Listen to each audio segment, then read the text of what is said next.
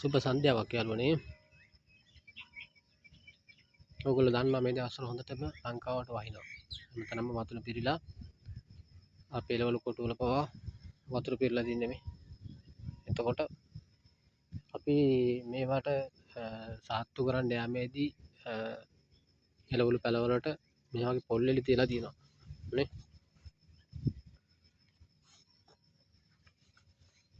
පොල් එලි තියලා තියෙනවනේ මෙහෙම.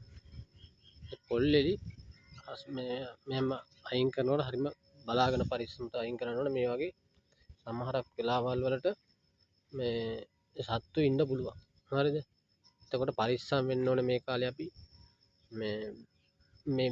මේවා පැලවලට සාත්තු කරනකොට මේවා අයින් කරන්න යාමේදී හරිම පරිස්සමෙන් මේ දේවල් කරන්න. එතකොට ඔයගොල්ලන්ට ශරීර සෞඛ්‍ය හොඳින් පවත්වාගෙන යාමට නිරෝගීව ජීවත් වීමට මේ අපි කියන දේවල් පිළිපැද්දොත් අනිවාර්යයෙන්ම හොඳින් ජීවත් වෙන්න පුළුවන්. ඒ නිසා අනිවාර්යයෙන්ම බලන්න මේ පොල් ලෙලි අපි නැවත සකස් කරනවා නම් මේ මොකක් හරි රේක්කයකින් අදින්න. අතෙන් අල්ලන්න එපා මේ විදියට. ඒක වැරදි.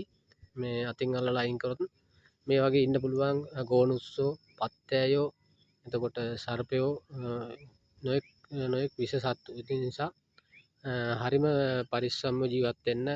ඔයගොල්ලන්ට හොඳින් ජීවත් වෙන්න හොඳ ශක්තිය ධෛර්යය ලැබෙන්න ඕනේ.